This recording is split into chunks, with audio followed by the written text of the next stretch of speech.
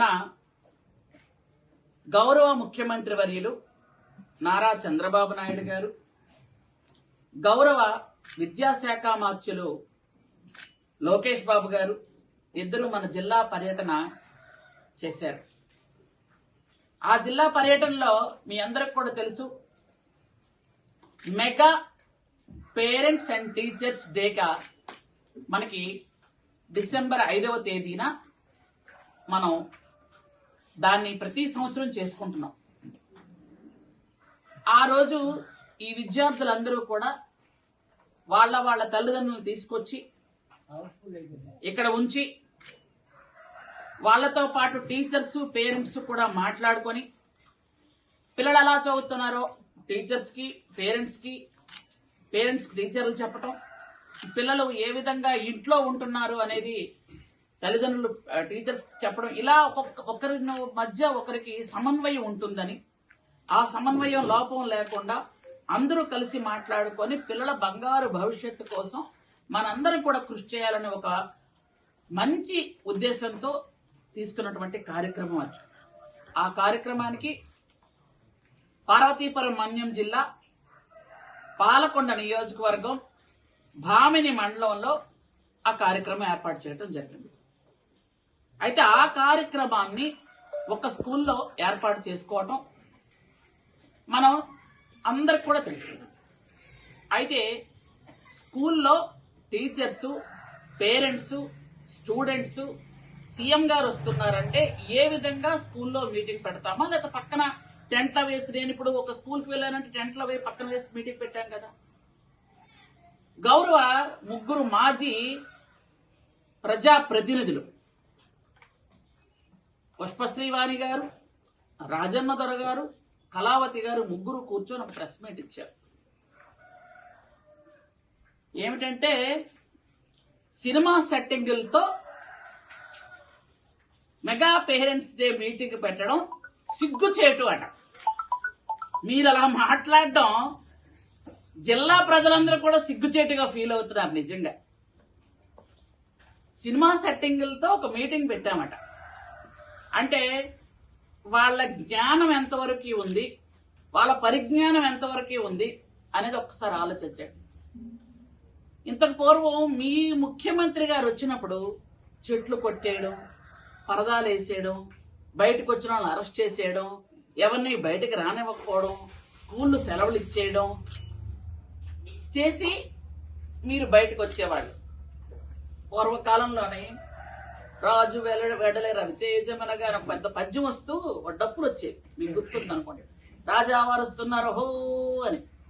ఆ టైంలో దొరవారు వస్తారు అని అంటే ఇంకా ఎక్కడ అంత గుప్ చప్ సాంబార్ బుడ్డి ఉంటే అప్పుడు వారు వచ్చేవారు, పరదాలు కట్టేసి మనుషుల ముఖాలు చూడకుండా. ఈరోజు ఆ మెగా పేరెంట్స్ డే ఎంత అంగరంగ వైభవంగా జరిగింది. పిల్లలు ఆర్గనైజ్ చేశారు, పిల్లలు మాట్లాడారు, పిల్లలు డాన్సులు చేశారు, వాళ్ళ తాలూకా మనోభావాలు చెప్పారు, పిల్లలతో కలిసి గౌరవ ముఖ్యమంత్రి గారు భోజనం చేశారు. అది నిజంగా పిల్లలందరూ చేసుకున్న అదృష్టంగా వాళ్ళంతా భావించారు. మీకేమో అక్కడ వాళ్ళంతా భోజనం చేసి ఆడుకుంటే మీకు ఇక్కడ కడుపు మండిపోతుంది విపరీతంగా. అంటే ఎక్కడికి వెళ్తున్నాము, అసలు మీరు ఏ విధంగా ఆలోచిస్తున్నారో నాకు అర్థం అవడం లేదు. ముఖ్యమంత్రి గారు వచ్చినప్పుడు అంటే మీలాగా పెద్ద పెద్ద రాజుల కుర్చీలు తీసుకొచ్చి చేయలేదు, అక్కడ చక్రవర్తుల కుర్చీలు పెట్టలేదు, ఒక బల్ల పెట్టారు సీఎం గారు కూర్చోవడానికి. ఒక సామాన్యమైనటువంటి ఒక పేరెంట్ గా కూర్చున్నారు. అక్కడ కూర్చొని అక్కడ ఏం జరుగుతుంది, ఎలా విద్యా వ్యవస్థ ముందుకెళ్తుంది. ఎందుకంటే మనం ఇచ్చినటువంటి తల్లికి వందనం కార్యక్రమం ఎంతమందికి వెళ్ళింది, ఎంతమందికి యూనిఫామ్స్ అందాయి, ఎంతమందికి బుక్స్ అందాయి, ఎంతమంది మధ్యాహ్న భోజనం పథకంకి బియ్యం మార్చిన తర్వాత నాణ్యమైన భోజనంగా భావించి ఎంతమంది ప్రశాంతంగా ఉన్నారు. ఇవన్నీ కూడా అక్కడ తెలుసుకోవడానికి కూర్చున్నారు. మీరు ఏనాడైనా ఒక స్కూల్కి వెళ్ళి మీటింగ్ పెట్టిన దాఖలాలు ఉన్నాయా? ఏనాడైనా మహానుభావుడు ఎక్కిన తర్వాత ఇలా అడుగు పెట్టాడు కరోనా, 3 ఏళ్ళు అందరు ఇంట్లోనే మగ్గిపోయారు, ఎక్కడికి వెళ్ళలేదు. ఆ ఉన్న 2 ఏళ్ళు ఆయన ఘోష పాటించాడు. ఘోష అంటే ఎంత దారుణమైన ఘోష అంటే బయటికి రారు. బయటికి రావాలంటే ముందే ఆ రోడ్డును ఒక 5 కోట్లతో రోడ్డు వేయించుకున్నారు. తల మెరిసే రోడ్డు.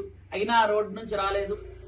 ఎప్పుడు ఇంట్లో కూర్చొని ఎగ్ పఫ్లు, ఆ పఫ్లు, ఈ పఫ్లు, కోట్లాది రూపాయలు తినేయడం ఇవే తప్ప కానీ ఏ రోజైనా ఏ స్కూల్కైనా వచ్చారా?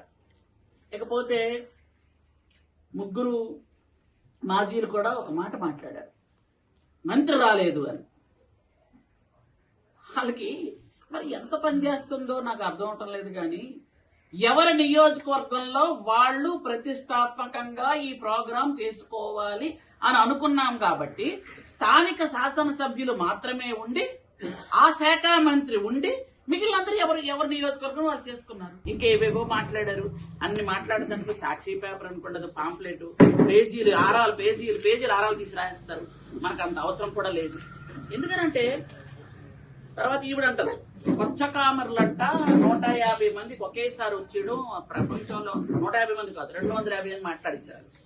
మనకు 150 అది అంటే ఒక విద్యార్థికి ఒంట్లో బాగులేకపోతే 10 మందికో 20 మందికో ఒక స్కూల్లో విద్యార్థులకు బాగులేకపోతే హాస్పిటల్కి తీసుకెళ్లి బాగు చేయించి తిరిగి తీసుకురావడం తప్ప? నాకు తెలియక అడుగుతారు. కరోనా ఉన్నప్పుడు 3 సంవత్సరాల్లో ఎన్ని వేల మంది చనిపోయారు ఎవరికి తెలియదు. నేను అది కూడా చెప్పదలుచుకోలేదు. ఎందుకంటే కరోనా అనేది ఒక పెద్ద మహమ్మారి. ఎవరి లెగ్గ వల్ల వచ్చిందో తెలియదు కానీ పెద్ద మహమ్మారి వచ్చింది.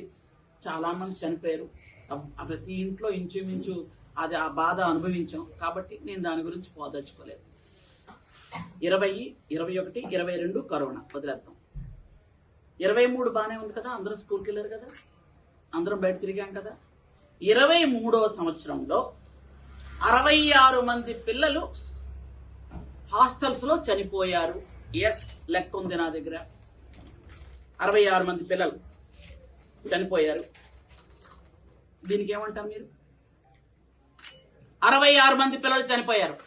66 మంది పిల్లల్లో 54 మంది హెల్త్ ఇష్యూల వల్ల చనిపోతే 12 మంది యాక్సిడెంట్ లో చనిపోయారు. మొత్తం 66 మంది చనిపోయారు. దీనికి సమాధానం చెప్పగలరా మీరు?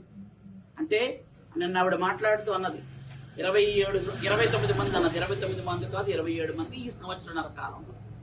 గత సంవత్సరం మొత్తం మీద చనిపోయిన పిల్లలు కూడా చెప్తాను. ఎందుకనంటే చనిపోవటం అనేది ఒక బాధాకరమైనటువంటి విషయం. ఒక తల్లిగా నేను బాధపడుతున్నాను.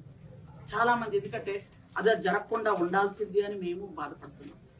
అయితే గత సంవత్సరంలో 24-25 సంవత్సరంలో 17 మంది హెల్త్ ఇష్యూల వల్ల 4 యాక్సిడెంట్లు, మొత్తం 21 మంది చనిపోయారు. అలాగే 25-26లో ఈ 6 నెలల్లో 5 హెల్త్ ఇష్యూల వల్ల 1 యాక్సిడెంట్లో 6 చనిపోయారు. మొత్తం కలిపి 27 మంది ఈ సంవత్సరంన్నర చనిపోయారు. నేను దానికి చాలా చింతిస్తున్నాను, బాధపడుతున్నాను. ఎందుకంటే ఒక తల్లిగా, ఎందుకంటే ఎదుటి తల్లి తాలూకా బాధ కష్టం నాకు తెలుసు, బాధపడుతున్నాను. కానీ మీరు 23-24లో ఆ సంవత్సర కాలంలో 66 మంది చనిపోయారు కదా, ఎంత ఎక్స్గ్రేషియా ఇచ్చారు? ఎంతమందిని పలకరించడానికి వెళ్ళారు? 66 మంది చనిపోవడానికి గల కారణాలు ఏమిటి చెప్తారా? ఎందుకు బుద్ధి లేకుండా మాట్లాడుతున్నారు? మరి కనీసం మీ నాయకుడు గాని మీరు గాని కొంపలు దాటి బయటికి రాలేదు. ఒక్కరింటికి వెళ్ళి పలకరించలేదు. ఒక్కరికి ఎక్స్గ్రేషియా అని 10 రూపాయలు ఇవ్వలేదు.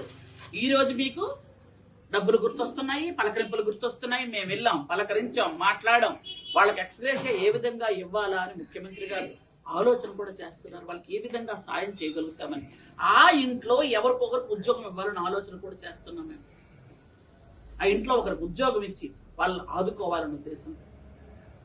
అరే తలాతోక లేకుండా ఏది పడితే అది మాట్లాడేస్తున్నారు ఇష్టానుసారంగా. ఇంకొక ఆమె ఆ పాల్కొండ ఏమంటది, గిరిజనులకు నేను మోహం చేస్తున్నాడు. అమ్మా జాగ్రత్తగా ఆలోచించుకొని జాగ్రత్తగా చూసుకొని మాట్లాడమ్మా.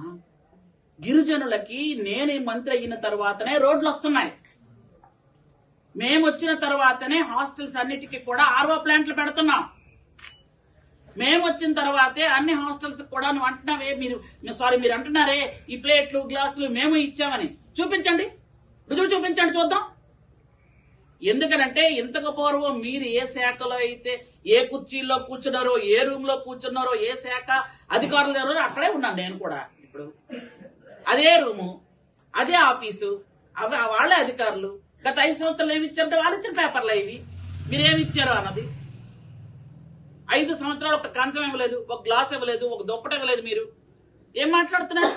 ప్రతి సంవత్సరం అవి ఇచ్చేవే అని మాట్లాడుతుంది ఆవిడ. ప్రతి సంవత్సరం ఎక్కడ ఇచ్చారు, ఎలా ఇచ్చారు? పైసా కూడా ఇవ్వలేదు మీరు.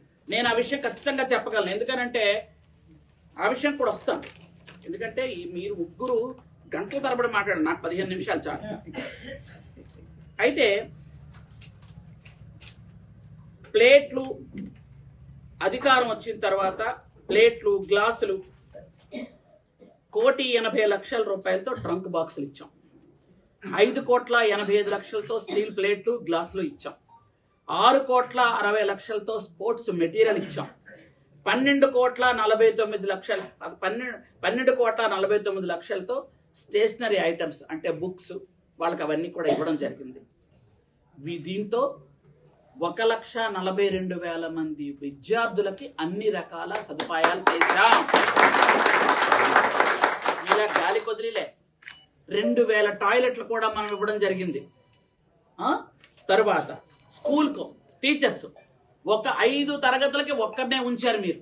మేము వచ్చిన తర్వాత ఈరోజు మన శాఖలో, గిరిజన శాఖలో 2,024 మందిని కొత్తగా అపాయింట్ చేశాం. అందులో గురుకులాల్లో 1,143 మంది, ఆశ్రమ స్కూల్స్ లో 881 మందిని అపాయింట్ చేశాం. టీచర్లని ఓన్లీ మీ టీచింగే చేయండి అని చెప్తున్నాం. మీలాగా బ్రాందీ షాపుల దగ్గర కాపలా పెట్టలే. మీకు గుర్తుందో లేదో, టాయిలెట్లు కడిగి ఫోటోలు పెట్టమని చెప్పట్లే. మరుగుదొడ్లు కడగండి, టాయిలెట్లు కడగండి, అవన్నీ మేము చెప్పడం లేదు. టీచర్లని అతి పవిత్రమైనటువంటి ఉపాధ్యాయ వృత్తి మాత్రమే చేయమంటున్నాం. ఏమి మాట్లాడుతున్నారంటే దర్దియాబాలో 42 స్కూల్స్ రిపేర్ చేయడానికి 155 కోట్లు ఇవ్వడం జరిగింది. అలాగే 6 గిరిజన మార్కెట్స్ పెట్టాం. ఒక్కొక్క మార్కెట్కి ₹1,00,00,000 కింద పెట్టాం. అలాగే 125 మల్టీపర్పస్ సెంటర్స్ 32 కోట్లతో మొన్నిచ్చాం. మొన్న 40 ఇచ్చాం. అంటే 165, అంటే మన నియోజకవర్గం 40 ఇచ్చాం. ఈ 125 మొత్తం స్టేట్ మొత్తం మీద ఇచ్చాం. మొన్న ఒక్కొక్క నియోజకవర్గంకి ఎస్టీ నియోజకవర్గంలో 30 నుంచి 40 దాకా ఇచ్చాం మల్టీపర్పస్ సెంటర్స్. ఎందుకంటే గిరిజనుల తాలూకు ఆరోగ్యం ముఖ్యమని, గిరిజనుల తాలూకు చదువు ముఖ్యమని ఇవన్నీ చేయడం జరుగుతుంది. అలాగే ఆర్టికల్ 275లో 100 కోట్లతో రోడ్లు కూడా వేసాం, ఓన్లీ గిరిజన గ్రామాల్లో, ముఖ్యమైన గ్రామాల్లో. అలాగే రాష్ట్రం మొత్తం మీద 1,300 కోట్లతో బిల్డింగ్స్ కట్టడం కానీ, రోడ్లు కట్టడం కానీ గిరిజన గ్రామాల్లో 9 ఐటీడీ పరిధిలో చేయడం జరిగింది. ఇది ఏం చేశారని మాట్లాడుతున్నారు ఇష్టానుసారంగా. మీరు ఎంత బకాయిలు పెట్టారో మీకు ఐడియా ఉందా? లేకపోతే నేను చెప్తాను, ఏం కంగారు లేదు. మీరు ఎంతెంత బకాయిలు పెట్టారో తెలుసా? ఫీజు రియంబర్స్మెంట్ 68 కోట్లు బకాయిలు పెట్టి మీరు వెళ్ళిపోతే అది మేము తీర్చాం. అలాగే కాలేజీ ఫీజులు, కొంతమంది ఫీజులు కానీ ఈ బకాయిలన్నీ కలిపి, ఎందుకంటే మెటీరియల్ కానీ మెయింటెనెన్స్ కోసమని 28,46,00,000 అవి కూడా మీరు ఇవ్వకపోతే టోటల్గా 107,03,00,000 మేము మొత్తం తీర్చాం. మీరేదో మాట్లాడుతున్నారే. తర్వాత డైట్ బిల్ ఛార్జెస్ కూడా మీరు వదిలి వెళ్ళిపోయారు. మీకు గుర్తుందో లేదు, డైట్ బిల్స్ అంటే ఏంటి అని మళ్ళీ అడగండి మమ్మల్ని. కాబట్టి అవి 105 కోట్లు మేము అవి కూడా చెల్లించడం జరిగింది. అంటే మీరు మాట్లాడుతుంటారే అవి చేస్తాం ఇవి చేస్తామని. ప్రభుత్వాలు ఉన్న తర్వాత, మంత్రులుగా అయిన తర్వాత గత కాలంలో ఏం జరిగాయో అవి చూసుకొని చేయడమే బాధ్యత. కానీ మీరు ఆ బాధ్యత నిర్వర్తించలేదు. కానీ మేము ఆ బాధ్యత నిర్వర్తించుకుంటూ వెళ్తున్నాం. మీ ఇష్టానుసారంగా మీరు మాట్లాడుతున్నారు. మీకు ఎలా కావాలంటే అలాగా, ఏది కావాలంటే అది. అసలు మాట్లాడేదానికి ఒక అద్దు పద్దు ఏమీ లేదు, మాట్లాడుకుంటూ వెళ్తున్నారు. మీకు అసలు 6th ఉద్భవ్ అనే కార్యక్రమం 6th ఇంటర్నేషనల్ EMRS స్కూల్స్ తాలూకా కార్యక్రమం, అంత పెద్ద కార్యక్రమం మీరు ఎప్పుడైనా చేశారా? అసలు మీరు ఎప్పుడైనా కనీసం కల్లో అయినా ఊహించుకున్నారా? కేంద్ర మంత్రి వచ్చి ఒక ప్రోగ్రామ్ ని స్టార్ట్ చేస్తారని మీరు ఎప్పుడైనా అనుకున్నారా? కేంద్ర మంత్రిని తీసుకొచ్చి మీరేం మాట్లాడించారు? గో బ్యాక్ ఆంధ్ర అని మాట్లాడించారు. గుర్తుందా మీకు? ఆ కేంద్ర మంత్రితోనే శంకుస్థాపన కూడా చేయించుకున్నారు, గుర్తుందా మీకు? ఇలాంటి పనులు మేము చెయ్యం. ఏదైనా ఈ సంవత్సరంన్నర కాలంలో ఈ 18 నెలలుగా మీరు ఏం చేశారో నాకు డైలాగ్ వేశారు. ఈ 18 నెలలుగా మేము ఏం చేశామో ఎలా చేశామో అన్నది ప్రజలందరికీ తెలుసు. ఈ 18 నెలల కాలంలో 18 రోజులు మీ నాయకుడు అమరావతిలో ఉన్నాడా లేదా మీరు ముందు చెప్పండి. 18 రోజులు ఎప్పుడా బెంగళూరు ప్యాలెస్, హైదరాబాద్ కొంప, బెంగళూరు కొంప, విదేశాలు వెళ్ళిపోవటమే తప్ప కానీ ఒక్కరోజైనా. మొన్న మీరందరూ కూడా యాక్చువల్గా అది ప్రస్తావించకూడదు అనుకున్నాం కానీ 3 గంటలు ప్రెస్ మీట్ పెట్టాడు ఆయన. పాపం విలేకరులు మీకు అందరికి కూడా చెప్తున్నాను, రిక్వెస్ట్ యాక్చువల్గా మీ ద్వారా వాళ్ళకి చెప్పటం, ఆ స్క్రిప్ట్ రాసిన వాళ్ళు ఎవరన్నా సరైన వాళ్ళు పెట్టుకోమనండి అయ్యా. పాపం ఎంత చదివేస్తున్నాడు, పాపం పచ్చి వాళ్ళు ఏంటి రాసిస్తే చదివేస్తున్నాడు ఆయన. స్క్రిప్ట్ రాసిన వాళ్ళని శుభ్రంగా రాయమనండి అయ్యా. 3 గంటలు చదివాడు పాపం, ఎంత చదువుతాడు. అందులో 25 నిమిషాలు నా గురించే చూశారు మీరు అందరు కూడాను. అంటే ఒక మాజీ ముఖ్యమంత్రి ఆయన స్థాయిలో ఒక సామాన్య గిరిజన మహిళ మీద 25 నిమిషాలు మాట్లాడారు అంటే ఆయనకి ఏ టైప్ లో బ్యాక్ పుషింగ్ ఇచ్చారో, ఎంత పాపం ఫీడింగ్ ఇచ్చారో చూసుకోండి. ఆయనకి పాపం తెలుస్తున్నాయో లేదో నాకు తెలియట్లే కానీ 3 గంటల ప్రెస్ మీట్. 3 గంటల ప్రెస్ మీట్ లో 2 విషయాలు చెప్తాను. ఎందుకంటే అన్ని మా మంత్రులు అందరూ ఎవరి శాఖ గురించి వాళ్ళు మాట్లాడారు. నా శాఖ గురించి ఆయన మాట్లాడినప్పుడు, శాఖ గురించి మాట్లాడేటప్పుడు ముందు దానికి అవగాహన కావాలి. ముందు గిరిజన శాఖ మీద అవగాహన తెచ్చుకోండి. జగన్ రెడ్డి గారు అంటే వీళ్ళు బాధపడిపోతున్నారు. ఆయన పేరు జగన్ రెడ్డి కదా, కాదా? జగన్మోహన్ రెడ్డి అంత పెద్ద పేరు జగన్ రెడ్డి అన్న తప్పేంటి?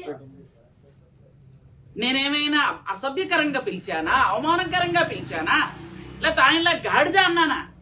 జగన్ రెడ్డి అన్నాను. నేనేమన్నాను?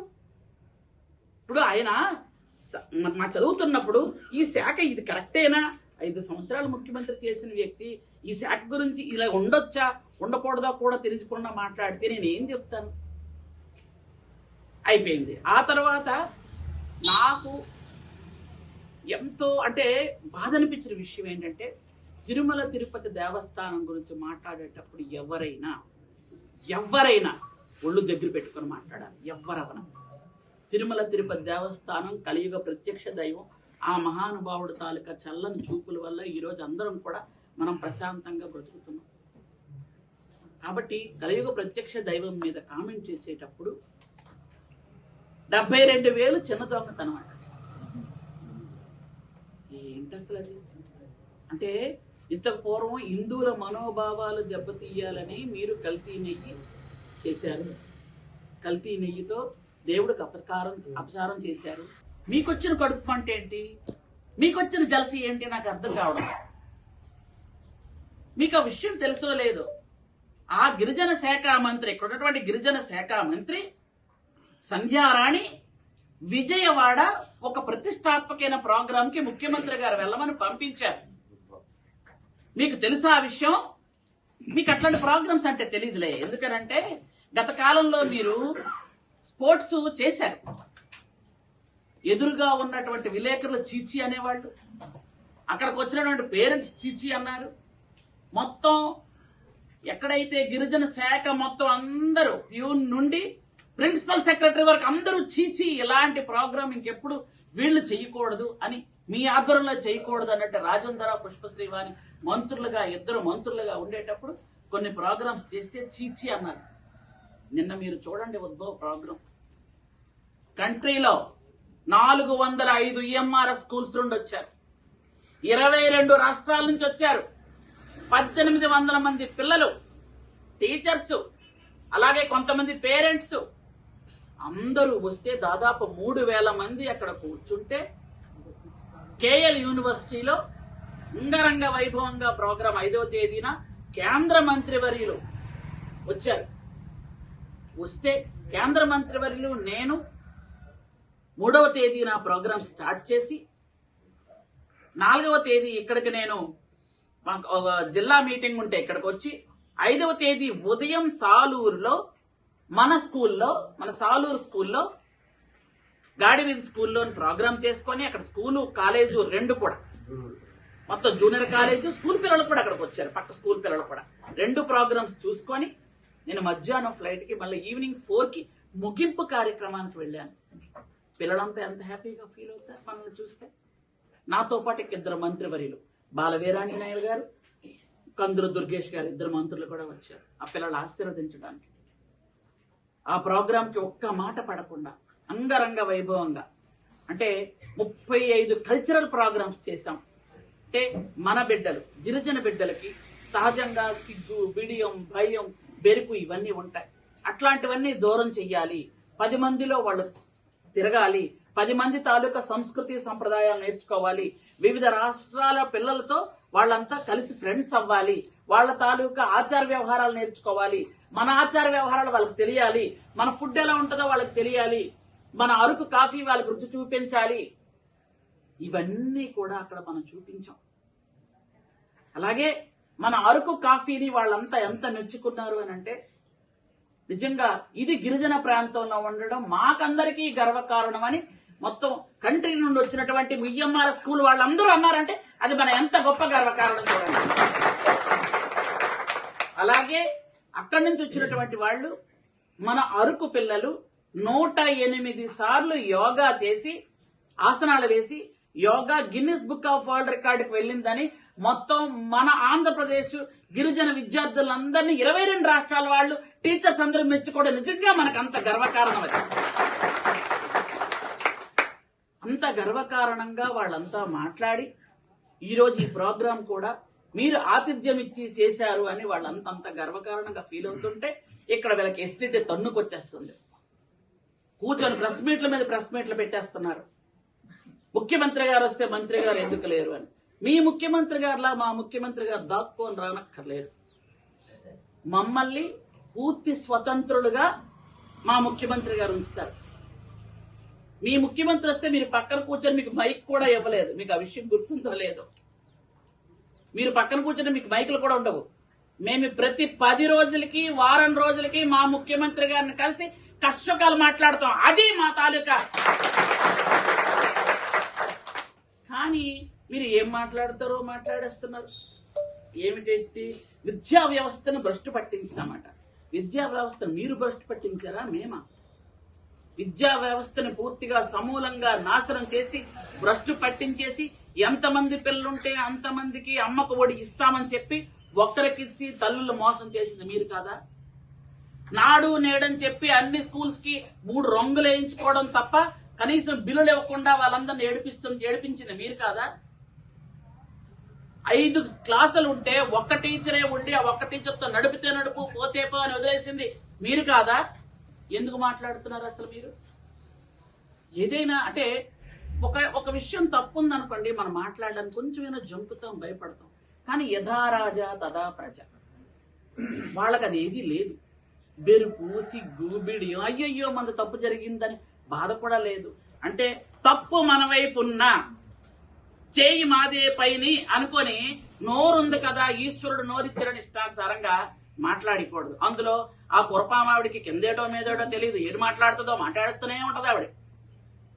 అంటే ఒక పని ఏదైనా ఒకటి జరిగింది అంటే దానికి వెనక ముందు ఆలోచించుకొని మాట్లాడడం నేర్చుకుంటే మంచిది. అంటే ఈరోజు వీళ్ళకంట పాపం చాలా ఇబ్బంది పడిపోయారట. సెట్లు వేస్తే లోటుపాట్లు ఎలా తెలుస్తాయి అన్న హెడ్డింగ్. లోటుపాట్లు ఎలా ఉంటాయో మాకు తెలుసు కాబట్టి 16,500 టీచర్ పోస్టులు తీసింది మా చంద్రబాబు నాయుడు. మీరేం చేశారు? స్కూల్స్ కి టీచర్లు అలానే ఉంచారు. ఒక్క డిఎస్సీ అయినా తీసారా మీరు? మీరు ఇచ్చింది ఏంటి? యూనిఫామ్ ఇచ్చారు, స్కూల్ బ్యాగ్స్ ఇచ్చారు, వాటి మీద మీ ముద్రలు, మీ దిష్టి బొమ్మ ఫోటోలు. అవి ఇచ్చి ఇవ్వగానే బ్యాగులు చిరిగిపోయినాయి అక్కడే పాపం. ఆ షూలు వెంటనే అక్కడే పోయినాయి. పిల్లలందరూ అప్పుడే చూపించారు. ఈరోజు చూడండి, యూనిఫామ్ చూడండి, బ్యాగ్స్ చూడండి, షూలు చూడండి. పిల్లలు ఎంత ఆనందంగా వాళ్లే చెప్తున్నారు చూడండి ఒకసారి. ఎందుకంటే మీలా డ్రామాలు ఆడడం చిన్నపిల్లలకు రాదు. చిన్నపిల్లలు ఫెయిర్గా వాళ్ళు మాట్లాడుతూ ఉంటారు. జిల్లా ప్రజలట ఉసూరు మనిపోయారట. ఎందుకు? చెట్లు కొట్టలేదనా? ఎవరిని హౌస్ అరెస్ట్ చేయలేదనా? దేనికి ఉసూరు అంటున్నారు? మీరు ఇంతకు పూర్వం చేసినటువంటి ఏ అభివృద్ధి కార్యక్రమం లేదు కాబట్టి ఈ సంవత్సరంన్నర మేము చేస్తున్న అభివృద్ధి కార్యక్రమాలు చూసి ఓర్చుకోలేక ఉనికిని కోల్పోతున్నారని భయపడి మీరు గతసారి చేసినటువంటి పనులు వలనే దాని ఫలితమే దాని తాలూకు రిజల్టే మీ 11 సీట్లు. ఇంకా మీకు బుద్ధి రాకపోతే మేమేం చేస్తాం?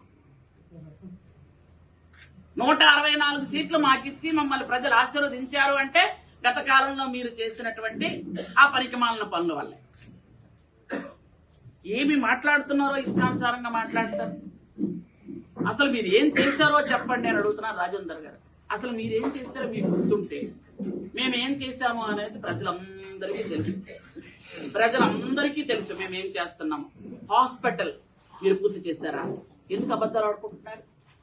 ఇక్కడ ఉన్నటువంటి విలేకరుల సోదరులకు గాని వెనక్కున్నటువంటి లీడర్లకు గాని సాలూరు నియోజకవర్గం ప్రతి పౌరుడికి తెలుసు హాస్పిటల్ ఎవరు పూర్తి చేస్తున్నారు. దీప నైవేద్యాలు జరుగుతున్నాయో మీకు తెలియదు, దాని గురించి పట్టించుకోరు. తిరుపతిలో మనం పట్టు వస్త్రాలు ఇవ్వాలి అంటే భార్యాభర్తలు ఇద్దరు వీలైతే పిల్లలతో పాటు వెళ్తాం. ఎందుకంటే అట్లాంటి అదృష్టం మళ్ళీ మనకు వస్తుందా అని. పట్టుబట్టలు మనం వేసుకొని పట్టుబట్టలు తీసుకొని కుటుంబ సమేతంగా వెళ్ళి ఆ దేవదేవుని పాదాలు తాకడం అంటే అది నిజంగా పూర్వజన్మలో మనం చేసుకున్న అదృష్టం. పట్టుబట్టలు ఇచ్చే అదృష్టం అందరికీ రాదు. అలాంటిది పట్టుబట్టలు ఇప్పుడు ఎవరికైనా పట్టుబట్టలు ఇవ్వడానికి వెళ్తారని అడిగి దగ్గర గంతేస్తారు. అలాంటిది పట్టుబట్టలు ఇచ్చే అదృష్టం మీకు వచ్చింది. 5 సార్లు మీరు ఎలా వెళ్ళారో ఎవరికైనా తెలీదా? మీ ఆచార వ్యవహారాలు ఎలా ఉన్నాయో ఎవరికీ తెలీదా? భార్యను తీసుకెళ్ళలేదు, అది మీ ఇష్టం, ఓకే తీసుకెళ్ళరు. అక్షంత వేయగానే దులిపేయడం, తీర్థం తీసుకుంటే కింద పడేయటం, చెప్పులు కూడా ఒకసారి. ఏంటి అసలు మీ ఇష్టం అయిపోయింది అది, అంతేగాని అలాంటి పవిత్రమైన కలియుగ ప్రత్యక్ష దైవం దగ్గర గోమాతలు ఎలా ఉన్నాయో చూడకుండా వాటి సంరక్షణ లేకపోవడం, కల్తీ నెయ్యి వాడడం, ఇంతకన్నా దౌర్భాగ్యం, ఇంతకన్నా రాక్షత్వం, ఇంతకన్నా పాశవికం ఎక్కడైనా ఉంటుందా? అలాంటి మనం అందరం కూడా హుండీలో ఆ వడ్డీ కాసుల వాడికి డబ్బులు ఇవ్వడానికి వేస్తాం. అది మన పాపాలు అనుకోండి, మన భయాలు అనుకోండి, మన మొక్కులు అనుకోండి, ఏదైనా కానీ తీసుకెళ్లి వేస్తాం మనం. లేదా మనకు ఒక వ్యాపారంలో కలిసి వచ్చింది, ఒక 10% ఇస్తాం. లేదా నా బిడ్డ పాస్ అయ్యాడు, ఇగో ఇది ఇస్తున్నాను, తలనీలాలు ఇస్తున్నామా. వేసిన దగ్గర రవికుమార్ అనే వ్యక్తి 8 నోట్లే కదా, చెప్పడం ఎంత విచిత్రమో చూడండి. 8 నోట్లే కదా, దాని విలువ ఎంత ఉంటది? 72,000 అంతే కదా. అదొక ఇదా అంటే దొంగతనాల్లో కూడా చిన్నది పెద్దది ఉంటాయా? అంటే small, extra small, large, medium, extra large ఉంటాయా? కోట్లాది రూపాయలు కొట్టేసిన మీకు 72,000 తక్కువగానే కనిపిస్తాయి. ఐ కెన్ అండర్స్టాండ్ దట్, కరెక్టే. కోట్లాది రూపాయలు, లక్షలాది కోట్లు కొట్టేసిన మీకు 72,000 తక్కువ అనిపించవచ్చు. కానీ ఎవరైతే తీశారో ఆయన ఏడ్చుకుంటూ, నేను చేసింది చిన్న పాపం కాదు, పెద్ద తప్పు, నన్ను నా భార్యా బిడ్డలు కూడా క్షమించట్లేదు, మీరందరూ క్షమించడానికి కలనీరు పెట్టుకుని ఆయన వీడియో ఇచ్చాడే, అప్పుడు మీరు మొక్కలు ఎక్కడ పెట్టుకోవాలి? అందుకే చెప్తున్నాను, స్క్రిప్ట్ రాయించడం కరెక్ట్ మార్చుకోవయ్యా బాబు అని, స్క్రిప్ట్ కరెక్ట్ గా రాయించుకోండి అని. 72,000 ఆ భగవంతుడు చూస్తాడు. భగవంతుడి దగ్గర ఒక్క పైసా తీసినట్టే. ఒక్క పైసా అయినా దొంగతనమే, ఒక్క పైసా దానం చేసినా దానమే. దానానికి దొంగతనానికి ఏంటికి తేడా తెలియకుండా ఎలాగో మా కర్మగా కొద్ది లాస్ట్ టైం ముఖ్యమంత్రి అయిపోయారు మీరు. కాబట్టి ఏదైనా మాట్లాడేటప్పుడు వెనక ముందు ఆలోచించుకొని మాట్లాడమని గౌరవ 3 మాజీ ప్రజాప్రతినిధులకు నేను తెలియజేస్తున్నాను. ఎందుకంటే ఆవు గట్టు మీద మేస్తే దూడ చేరువన మేస్తుందా అని ఒక సామెత ఉంటుంది. అంటే యథా రాజా తదా ప్రజ. ఆయన ఆ రేంజ్లో ఉంటే వీళ్ళు ఈ రేంజ్లో మాట్లాడాలి, తప్పదు మరి. ఉనికి కాపాడుకోవడానికి 2 రోజులకు ఒకసారి ప్రెస్ మీటు, అన్ని అబద్ధాలే, ఫ్యాబ్రికేటెడ్ అబద్ధాలు మాట్లాడుకుంటూ వెళ్తున్నారు. కాబట్టి ఈరోజు ఈ ప్రెస్ మీట్లో ఏంటంటే, మొన్న మెగా స్కూల్ పేరెంట్ అంటే mega students parents teachers meeting జరిగింది అంటే నిజంగా రాష్ట్రం మొత్తం మీద సంతోషపడింది. పిల్లలందరూ కూడా సంతోషపడ్డారు. ఎందుకంటే సాటర్డే పిల్లలకి వితౌట్ బ్యాగ్ వచ్చి వాళ్ళు చదువుకోవచ్చు.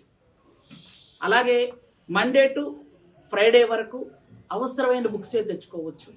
బుక్స్ కూడా మీరు మొన్న చూశారు సోదరులందరూ, ఎంత నాణ్యమైన బుక్స్ ఇస్తున్నాం, ఎంత క్వాలిటీ బుక్స్ ఇస్తున్నాం, ఎంత మంచి మెటీరియల్ ఇస్తున్నాం చూడండి పిల్లలకి.